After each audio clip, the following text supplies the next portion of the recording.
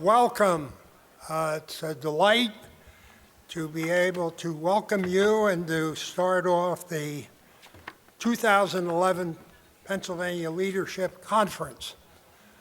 You have a book, which is something I'm going to talk a little bit about as I go on, but in past years, particularly in the years since we've really revved this conference up, which are the years 2004 and after, in the beginning of the book, there's a little history of how the conference started. I don't like that history because it doesn't give me enough credit for being the founder of this conference.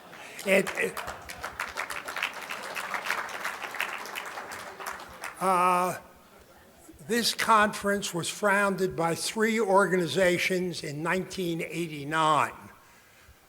The Pennsylvanians for Right to Work, that was then led by Susan Staub. The Commonwealth Foundation, which was led by Don Eberly. And the PMA, which was led by me. Really, the founding spirit of this conference came from Susan Staub, who was and is, although she's in somewhat ill health and might not be here tonight, but the founding spirit was the thought that Susan had, which she communicated to me, that we weren't getting anywhere on major issues by working through the Republican Party in Pennsylvania.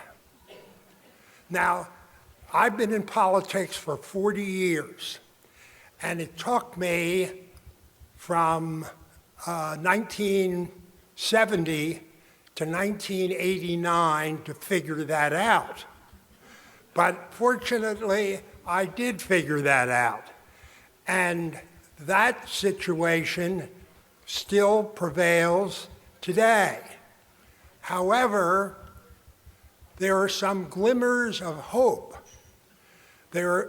Our numbers will be swelled here substantially by members of the Tea Party. Now, before the Tea Party came into existence, we had a crowd of 350 to 400. We now have a crowd that it will be well over 500 or 600. And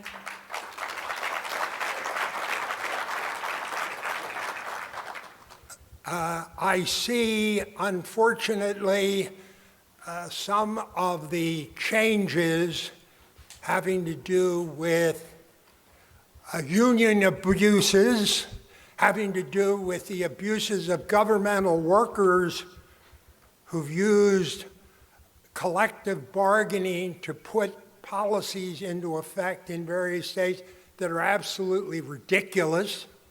I see governors, unfortunately not our governor in Pennsylvania yet, but at least 3 governors, Republican governors, who aren't going to put up with these labor abuses anymore.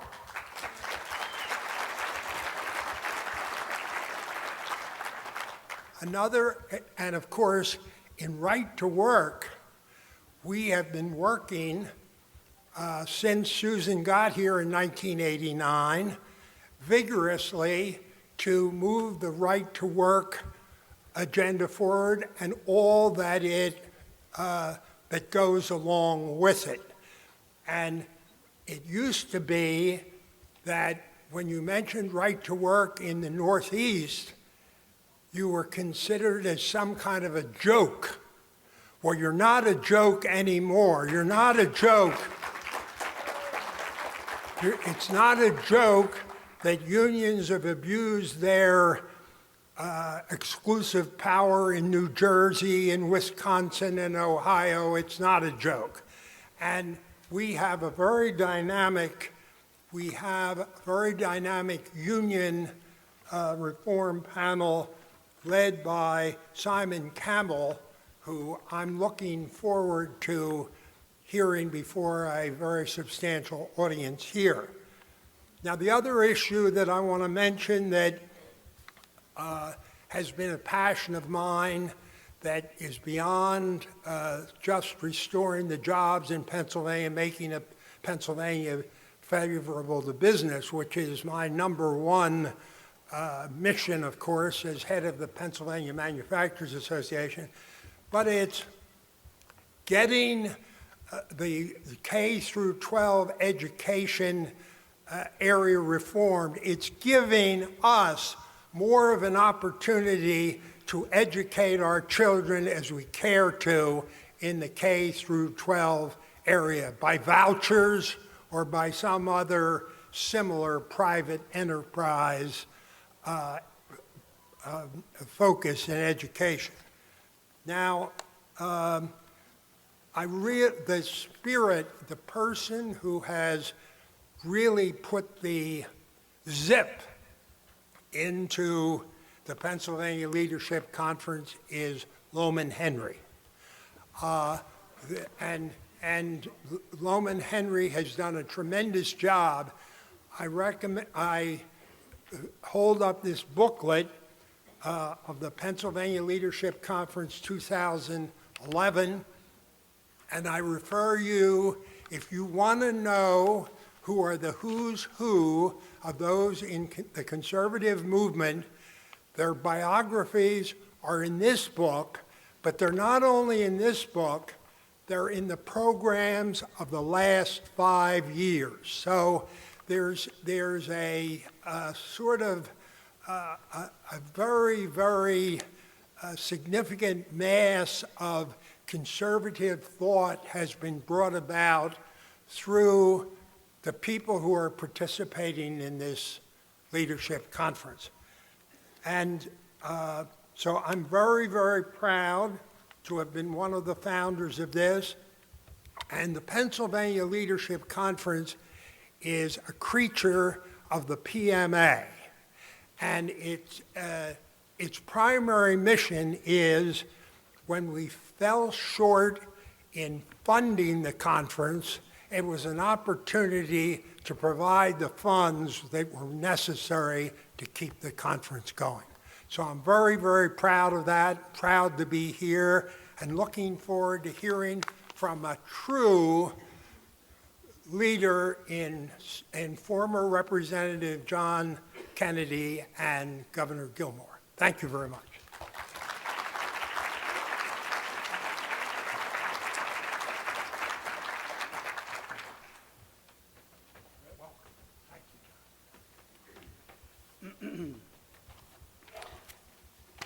Good afternoon and welcome to a well-packed and well-attended event here in central Pennsylvania.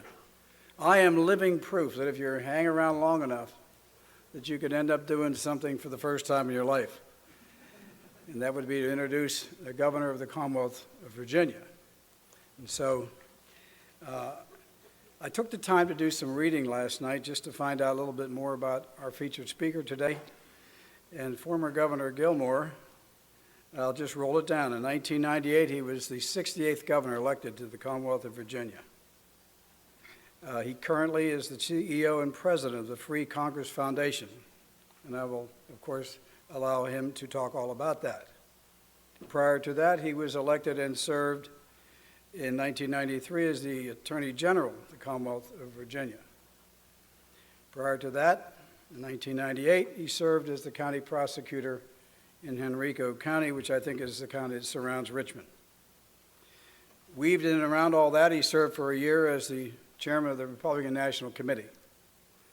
And I just had lunch with him, and when he told me that he was the first governor to put the Republican House and the Republican Senate in his party, was the first time in the history of the Commonwealth of Virginia. So it's no wonder why he ended up the chairman of the party. He was an Army veteran, very focused in on intelligence, and he'll tell you a little bit about that, I suspect. And later on top of all that, he graduated from the University of Virginia and the University of Virginia Law School. And then I got down to the bottom, who is Governor Gilmore? And I read, well, he worked as a cashier in a food store. And I said, aha, he has something in common with Lady Margaret Thatcher. She too stood by her father's side and counted the pennies and checked them out with the groceries. And she said she learned all she needed to know about people and money in that position. So I suspect that the governor has done the same. And with that training and with this background, why don't we just give him a nice warm round of applause, and maybe he can help us keep Pennsylvania, get it back on track, and make us more competitive again. Governor?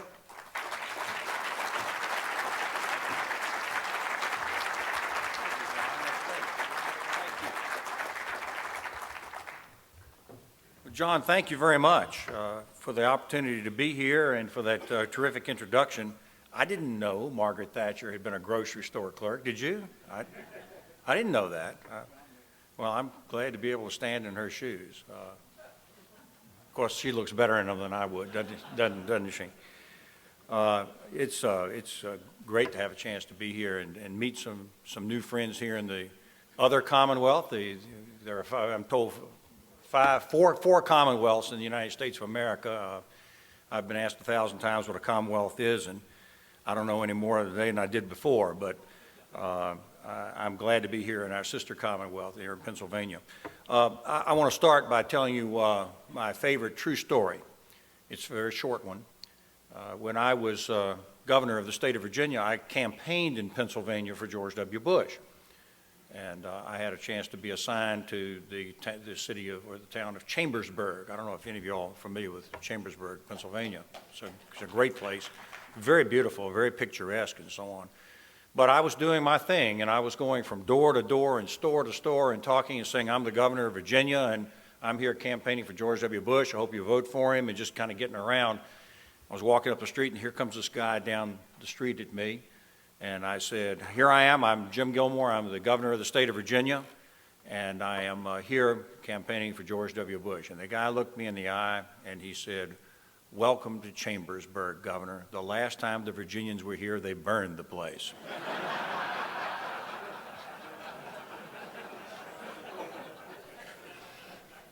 So that's a great introduction, you know, but you know I didn't make that up. That's really true. But I am here today to talk to you a little bit about America and about what we hope, not just for Pennsylvanians or for Virginians, but what we hope for the people of the United States and for all Americans going on in the future. We've had a great past.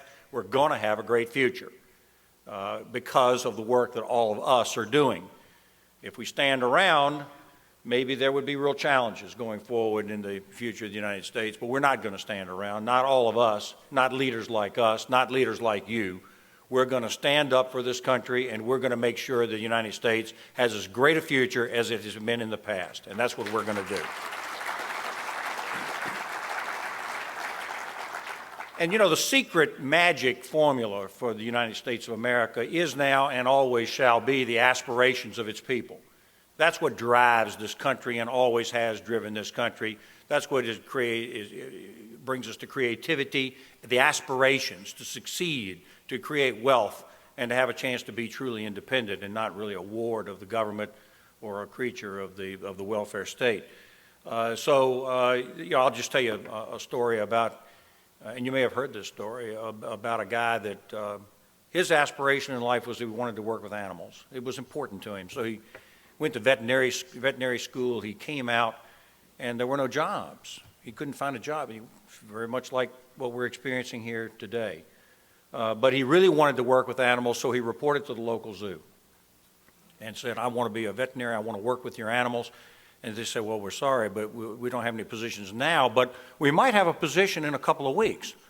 If you could help us out and stay around, maybe we could employ you. And he said, well, what do you want me to do? And he said, well, the zoo guy said, well, our gorilla died yesterday, and the kids like the gorilla, and we would like to, you know, have the kids have a good experience. So if you will put on this gorilla suit and pretend to be the gorilla for a couple of weeks, we think we can do something for you. So he said, well, you know, one thing I want in life is to fulfill my dream. So I'll even do this. I'll even do this. So he puts on the gorilla suit, gets in the cage, And, you know, the kids are all up there, and he's standing up there and looking at the kids and all that through the bars. But, you know, the truth is that for a gorilla in a zoo, it gets pretty boring. So he started playing with the ball and wandering around the cage, and he saw a rope, and he started swinging on the rope just to try to entertain himself and so on. And he swung, and all of a sudden he let go, and he flew over the fence, and he ended up in the lion's cage. Oh my gosh. So the lion begins to move towards him, and he says, "Stop, stop, I'm not really a gorilla, get me out of here." Whereupon the lion leaps up, puts his paws on his shoulder, and says, "Shut up or you'll get us both fired."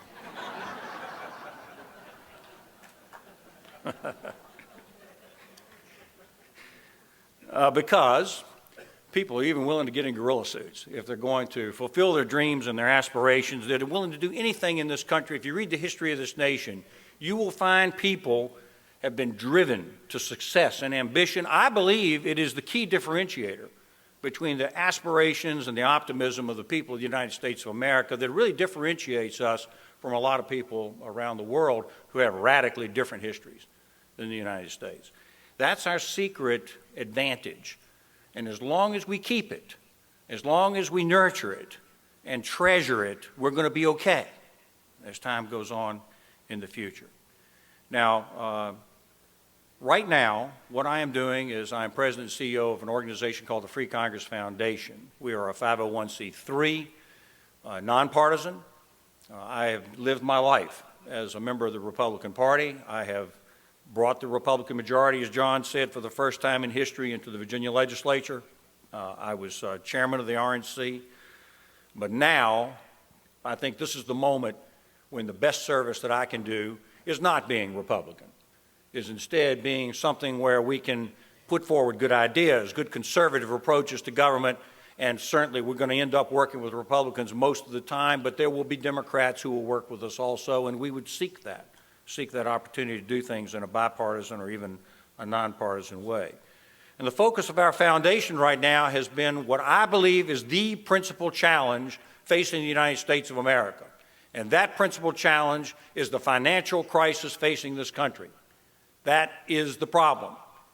If we nurture and build our economy, we will be okay.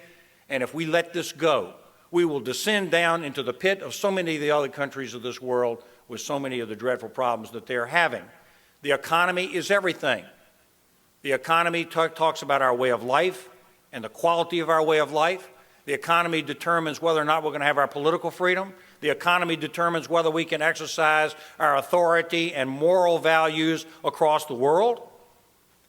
Without that kind of foundation, we really have nothing. And today, as everybody here in this room knows, we are facing very major challenges of the finances of this country.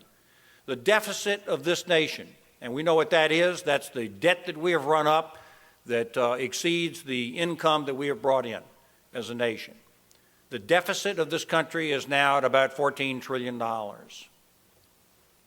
I did a little looking just recently, as a matter of fact. When I started looking at this issue back some months ago, the deficit of the United States was about $13 trillion, $50 billion. Last time I looked, it was now over $14 trillion. Well, the gross income of everybody in the entire nation for a year is only $14 trillion. We have begun to go over that 100% balance that is so deadly and so threatening to what we're doing. But yet, we in Washington today, this very day, are arguing between the two political party leaderships about whether or not we're going to be able to reduce the budget $30 billion. $30 billion. You know, we run up a deficit, an increased deficit in this country of $200 billion every month. We're increasing the deficit of this country $200 billion every month, and we're sitting there arguing about whether or not we're going to be able to reduce the deficit or the budget of the United States by $30 billion. It's chicken feed, it's chump change.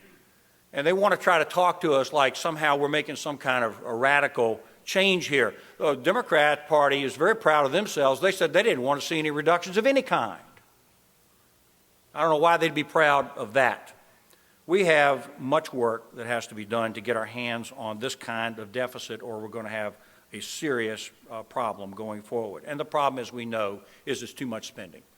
At the end of the day, we're spending money that we don't have. We're spending money on programs and systems that we've set up over decades and decades and decades, and we don't have the money anymore.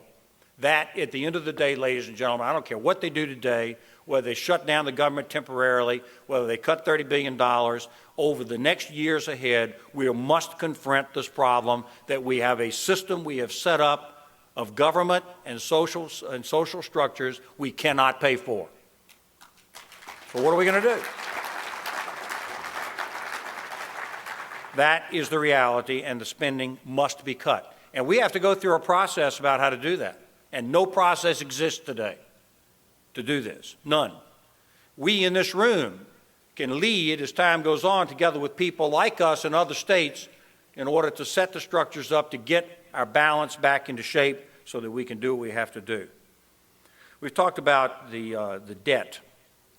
Right now, if you look at the money we take in through taxes in the United States and the money that we are spending, the difference right now is we're having to borrow $1.4 trillion every year just to keep the government going. That's what we have to. Every year, $1.4 trillion. The balance, as I said earlier now, has gotten to the point where we are somewhere between 95 and 100% of all the income we make every year. Our gross domestic product is in debt, the total debt of the country. Greece has already shown us what can happen. We assume in the United States, because we're so big and powerful, that we can never have a problem. We do. We assume that. We're assuming it today. We're not going to be like them. Greece has shown the way. An actual government can, in fact, go bankrupt. We have seen the way now in Ireland, where, by the way, the heart of the Irish problem was when they got their banks into trouble, the government simply underwrote their banks. And what happened? It actually toppled the government's finances.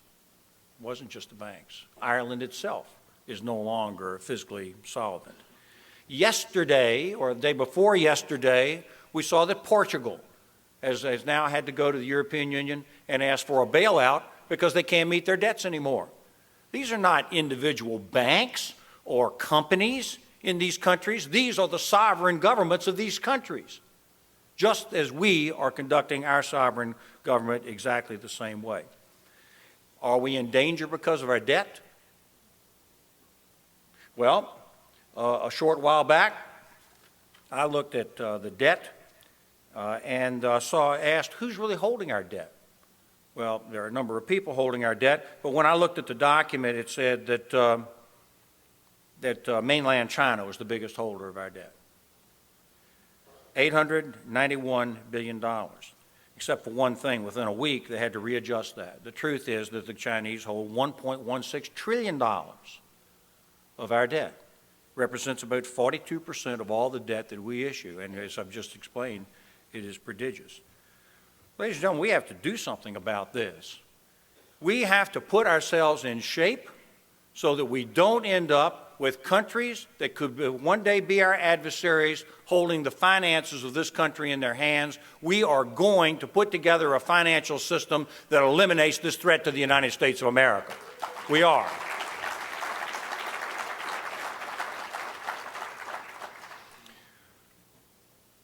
But to do so, we have to face some of the fundamental problems, like unemployment, for example.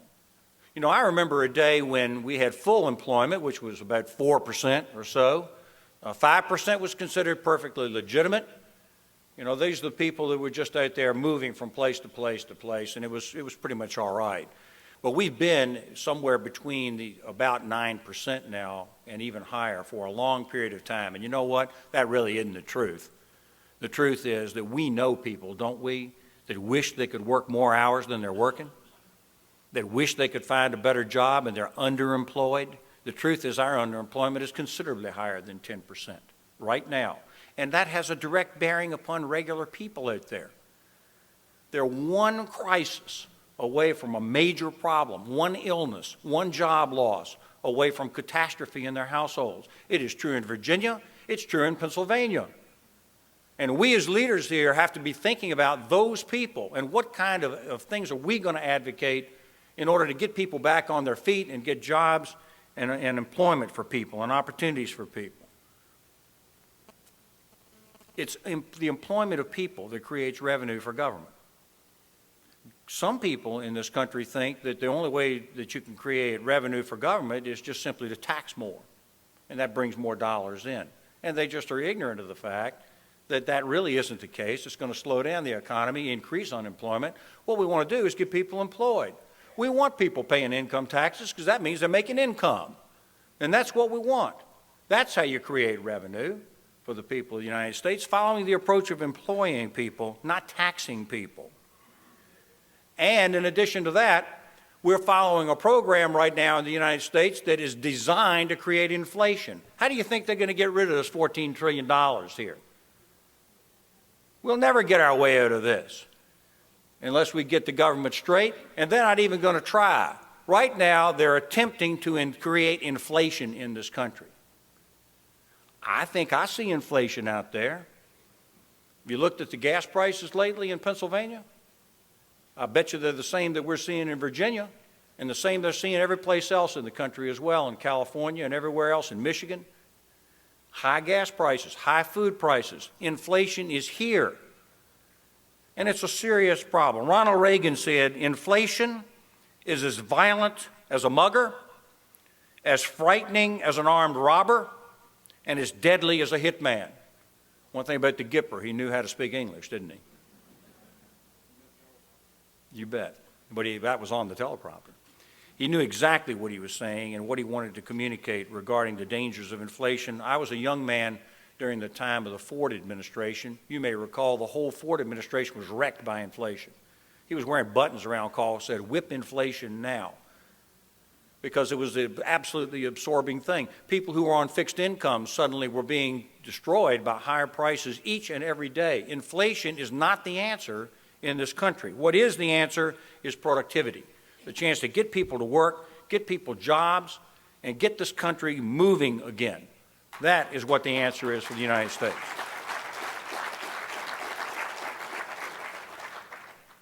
And we need to create more certainty. We need to make sure that we create a health care system in this country that creates certainty. And right now we haven't done that. A health care system is now coming into effect, which addresses in no way the costs of health care going forward. They don't care because they think the taxpayer is going to pay it. There is a limit to what, in the long run, the taxpayer can pay, and we have to get rid of this health care program and get something that is based on a free market economy.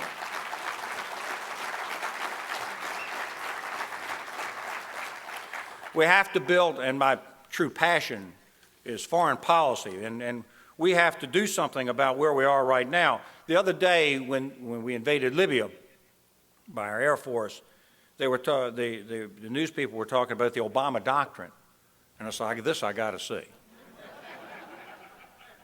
I got to figure this out. Let's find out what the Obama doctrine is, because we're in Libya, we're not in Bahrain, we're in Iraq, we're not in Saudi Arabia.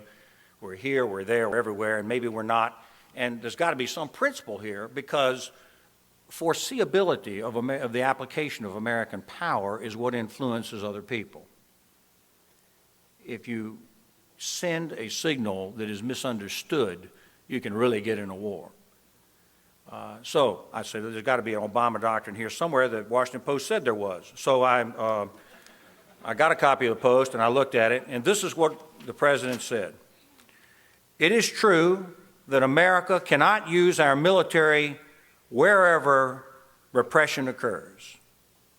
And given the costs and risks of intervention, we must always measure our interests against the need for action. But that cannot be an argument for never acting on behalf of what's right. What? So I don't know where our foreign policy is or what we're doing. We seem to have no principles of foreign policy. We have bank regulations called Dodd-Frank, which are coming in very unpredictable. But we know this, it's clamping down on credit and making it very difficult for banks to extend credit to small business people. We don't have an energy policy, and that is leading us to do weird and strange things internationally because we don't have an energy policy. We have an opportunity for an energy policy. John Kennedy was talking to me a few minutes ago about the Marcellus Shale here in Pennsylvania and the chance to really revolutionize energy just out of Pennsylvania. The chance to do offshore drilling, the chance to create real energy opportunities here and give us some energy independence, and we have no policy at all. We do have obstructionism in terms of what our energy policy would be. So we have to begin to build some certainty into the American fabric. Now, let me just say a word about Bowles-Simpson. Any of y'all familiar with that? That's the Obama debt reduction type or fiscal committee that they put together with former Senator Alan Simpson and Bowles from North Carolina. I just want to say one word about that. Watch out for this in the Congress right now. What they're trying to do is to say we have to reduce spending, but then to be fair, we also have to raise taxes. That's what they're doing. You watch for it. They'll say, sure, we're going to reduce spending, but we want to be sure we also raise taxes, because that's how you get rid of deficits. You watch out for that. You're going to see it in there. You're going to see it in the Gang of Six. You're going to see it in all these proposals. But I'm here to tell you, folks, taxes are a drag on the economy. They are a drag on employment. They stop the country from rebuilding again. I'm here to tell you today in Pennsylvania, higher taxes are not the solution to America's fiscal problems, and we're not going to stand for it.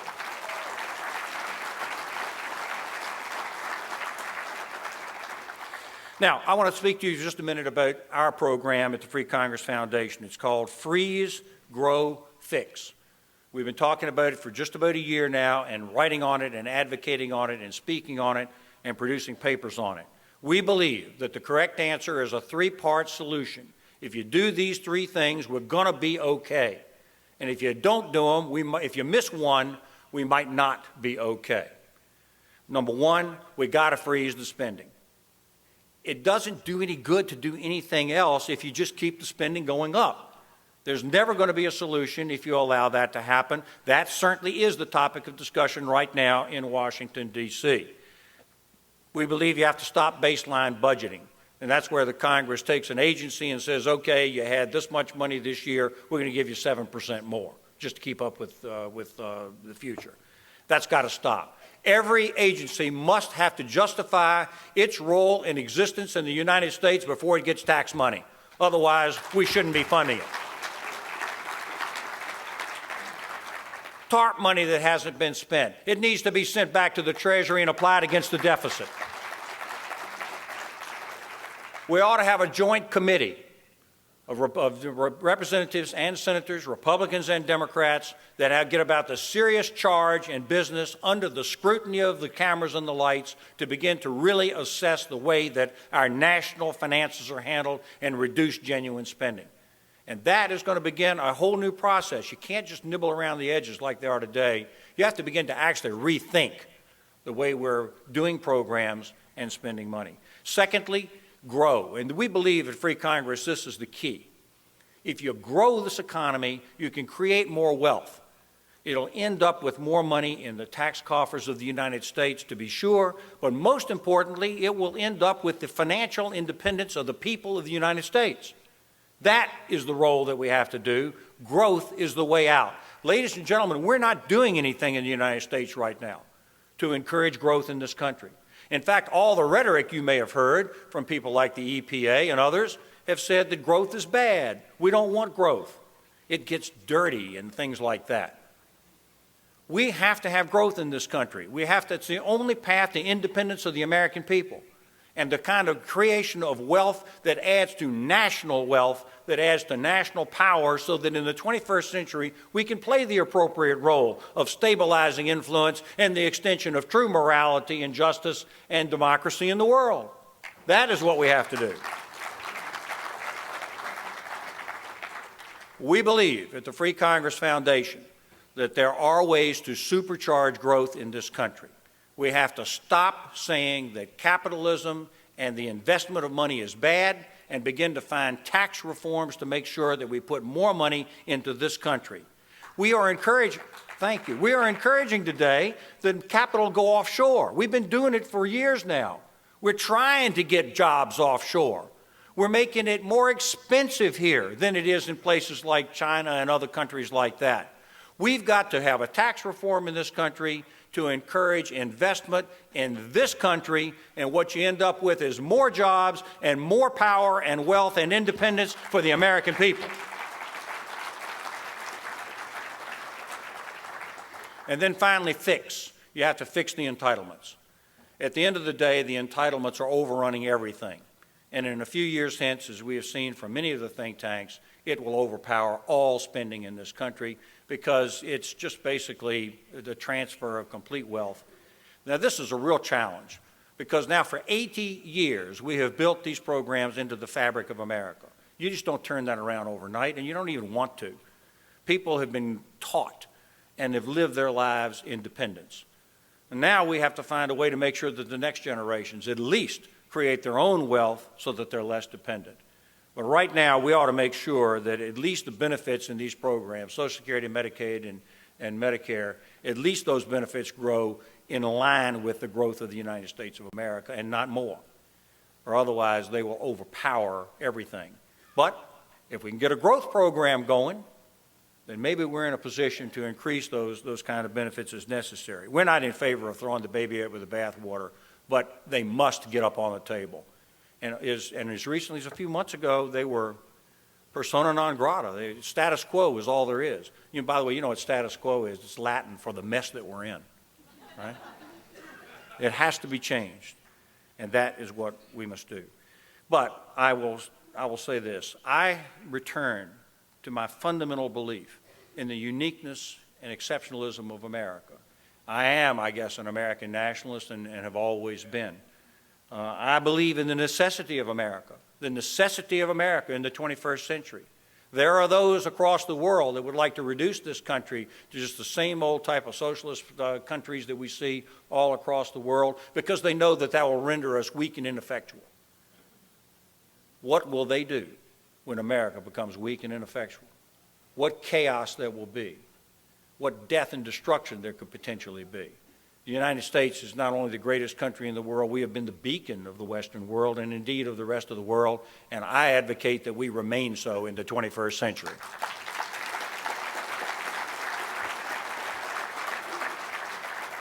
And the freedom of America, and even the idea of freedom in America, is a beacon to the rest of the world, to be sure. And Americans are going to take the kind of action to make us well again. I'm confident of it.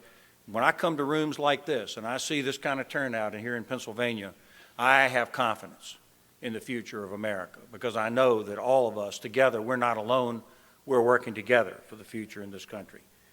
We need to make sure that there is an opportunity and outlet for the man in the gorilla suit.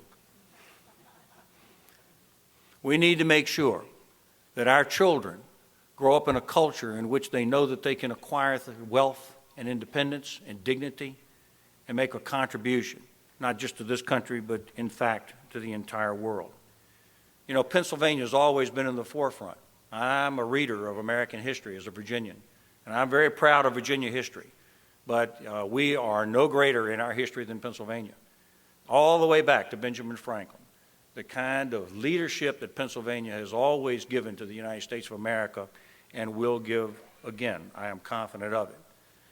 And so I believe that at the end of the day, we will be able to, in the words of our great President Ronald Reagan, to say that we ran the race and we kept the faith. Thank you very much for the chance to be here with you today.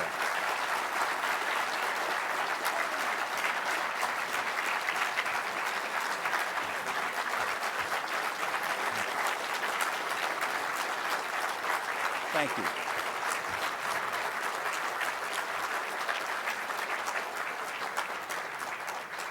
Thank you for the nice reception. I'm told that I've got till 2, and I deliberately left a few minutes if anybody has any questions they would like to ask.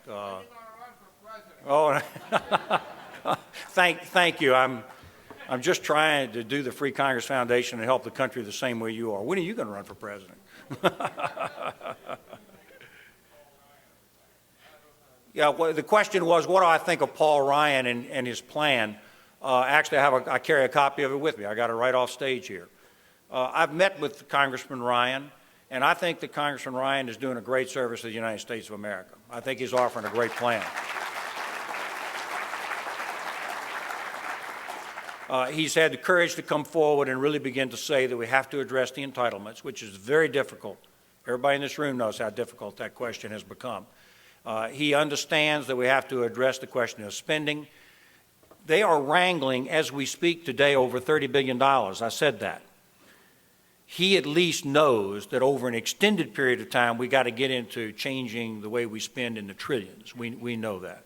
And I think that's a big step forward, and I congratulate the congressman. Now, we think at Free Congress Foundation that we could add to that by emphasizing growth. We think that we must change the tax law so that businesses can, in fact, invest in this country and create jobs. I'm going to stop the answer here for just a minute and ask and get another question, but I have a confession to make. I was on Squawk Box this morning on CNBC. I don't know if any of you all ever watched that. I've kind of become a bit of an addict, actually. And I was on there this morning carrying on a little friendly debate with a guy that you all may have heard of, Ed Rendell. Does anybody here know? You've heard of him. And we had a very pleasant discussion, actually, and agreed on some things. But towards the end, he kind of had to slide off the wagon to keep the left wing happy. And he said, well, you got to stop the big energy companies from making all this money. And I said, come on. I said, Ed, come on. There you go, there you go again, back into class warfare. And, the truth is that we can't be jealous of American initiative and entrepreneurship. That is the key. The jealousy of success is a recipe for failure. And so we've got to have our national leaders and our state leaders really talking about the excitement and opportunity of this country going forward, not downing people. But that is what I think we have to do in America. Any other questions? Who knows? The question was, is the government going to shut down? Who knows? It depends upon the politics of the moment. If you want me to make a guess, I'll make one. I think it will not shut down. I think that neither the Democrats nor the Republicans really know who the American people will be mad at if that happens. They don't really know. And politicians, as you probably know, are risk averse, right? So they probably don't want to take that gamble.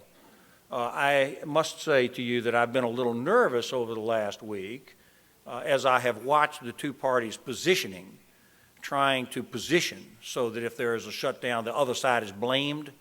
That made me kind of worry a little bit, because if they're so busy spending all their time trying to position to blame the other guy, they actually might pull the trigger. But in the end, I believe they will not do it. It isn't in the best interest of the country to do it. But we will, but the only reason I can say that to you still with somewhat of a smile on my face is because I want to tell you all, we're getting ready to enter into the long war here. These issues that I've discussed here from the lectern today will not be settled today in Washington, D.C. on the question of a shutdown. We've got a long way to go to change the culture and politics of this country and the parties that have been running it. We have a long way to go. So even if there's no shutdown and many of these issues remain unresolved, it's incumbent on us to get going and begin to fight the long battle that will take years to correct, just as it has taken years to create these issues. Yes, sir. Yes, you briefly mentioned energy policy and the lack thereof. If you look at the fact that our Export-Import Bank just recently loaned $2 billion to the Brazilians, that we've shut down virtually our whole Gulf drilling with a trickle of 6 permits over the last several months. What is it going to take for this administration to realize that alternative energy is not the answer to our energy future, and that we need to restore power, and the future is a restoration of our hydrocarbon energy infrastructure? And again, the question is this what is it going to take to get the government's attention so that they understand that alternative energy is not the answer, or at least not the whole answer, that we've got to get back into the business of hydrocarbons and make sure that we have some energy independence. I believe that there will be an energy crisis may do that. In 2008, I was running for office. I'm not running for office all the time right now. I'm trying to just talk to people of intelligence and wisdom and leadership and offer the right kinds of ideas. But I was a candidate in 2008, and I would get into a town, Virginia, somewhere in the nighttime, and it was always a desk clerk. And it was almost always a woman, and almost always a single woman, a single mother, I mean. I would say, what are the issues here? And she always answered at the beginning of 2008, gas prices. So, to come to the direct answer to your question, if gas prices keep on going up, the single mother desk clerk working at night will not be able to fuel her car. And when that happens, she won't be able to take her child to health care or to daycare. And she'll have to start looking for a third job just to fill up her car or her truck. This is going to create great energy around, great intensity around this issue. And as time goes on, if we don't begin to address this issue and create some energy independence, I believe the people of the United States will get the attention of the American people. And just as they've been throwing people out over the last elections, they'll throw them out again until we do the right thing. That's what I think.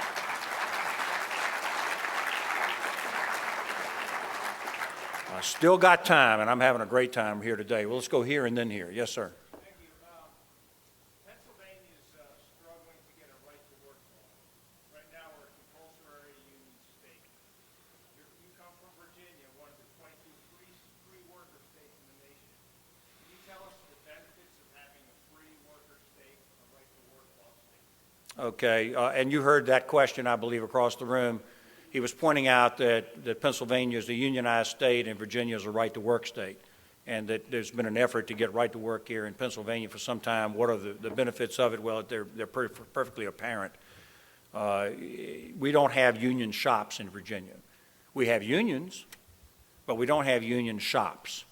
And that brings the balance between striking and non-striking and the aggregation of people for workers' rights in balance with the people who are trying to run businesses, we think, in a much better way. And it's been good for us. It means that labor is paid reasonably, but that there's not a sort of an extraction in a way that drives up costs so much that a state can't compete. And the truth is, as many people have told me, a lot of jobs end up in right-to-work states. It's been going on for decades and decades. So, I think I think Pennsylvania would be better off as a right-to-work state. We haven't had any problems with it in Virginia, and we think our workers are treated well. I think that maybe the better answer on this, though, is to focus for a moment on public employee collective bargaining. Now, that's a little different, and we don't have that either. Public employee collective bargaining in Virginia is illegal. It is against the law.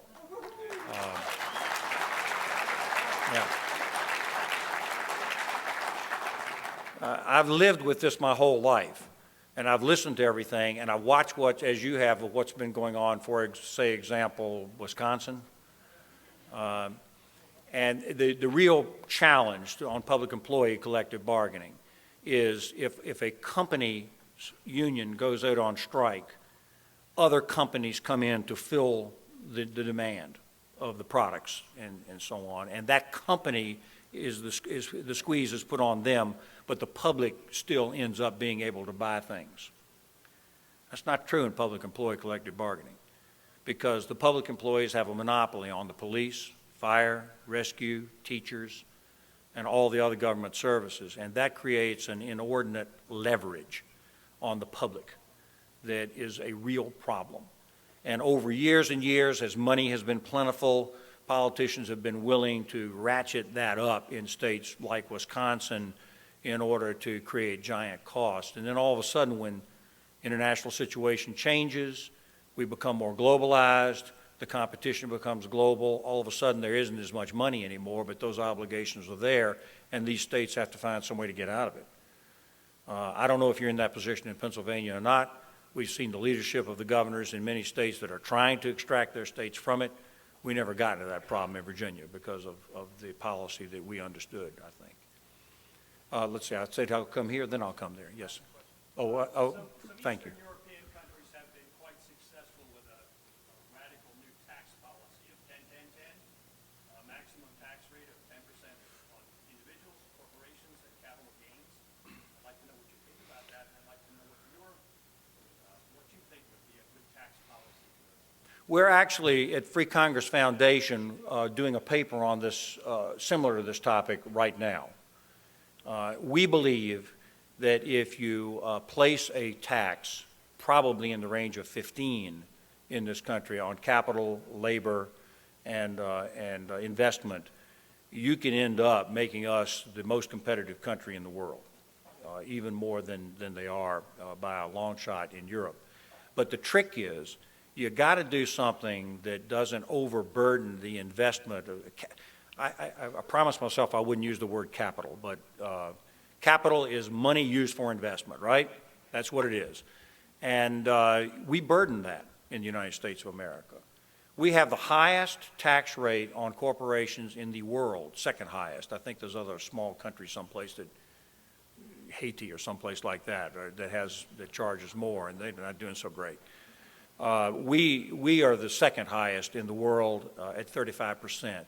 We are 10% over the amount in Europe. If Europe goes down, by the way, to 10, that's going to be a real challenge for us. At that point, we wouldn't have any capital in the United States. It'd be all flowing to Europe, and they kind of know that, I think, which might be why they're thinking about a program. We at Free Congress believe that if we do a tax reform that in fact reduces the rates to something much more simple on individuals and corporations, if we don't end up with double taxation, which we of course see, the company pays a tax and then they pass the money over to their shareholders and then they pay a tax, which is what we do in America. If we can unlock some of these burdens and make the United States that kind of program, we will supercharge investment in the United States. That's what we want to do. That's what we want to do. We want to create jobs in this country. And we will not in this room, ladies and gentlemen, tolerate all this talk we see on television where they get so angry at people who are trying to start businesses, small business people, larger businesses, and create jobs. They're just furious with them, and we're not going to tolerate it. We have to foster it. That's the right word. We have to foster the opportunity in this country. And it would really be great. It would really be great if small businesses in this country paid a tax of no more than 25% in this country, and we created a dynamic quality in jobs. We can even do better than that, though. And we can create an opportunity here where growth is the real salvation for this country. And we can recognize that just increased taxation is a dead end. Now, you know what I want to do is I want to keep going, but they won't let me. This is fun. I'm so pleased to be here with our colleagues. If you'll let me. Yes, sir, you're dying. I'm with you. I am dying because within the past month, Michael Cannon with the Cato Institute put out an article in which he said that we have 26 states filing suit against Obamacare. But at the same time, we have 48 states that have accepted money in relation to that from HHS.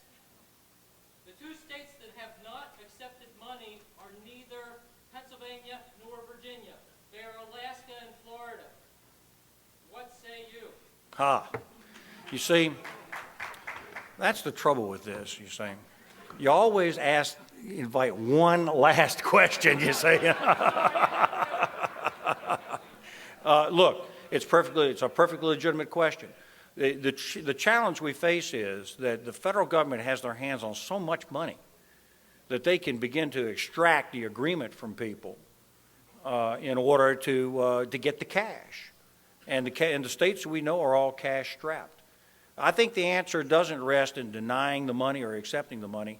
I think it rests in the overall debate that we need to have on health care and the repeal of it or the reform of it.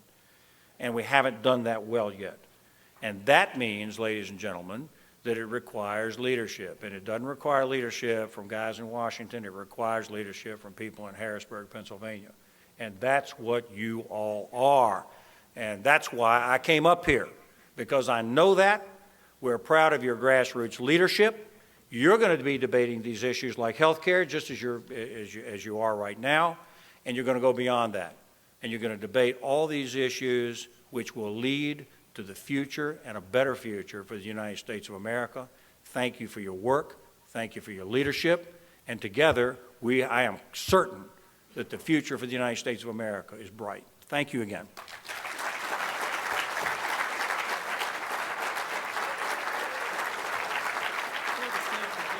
Got it.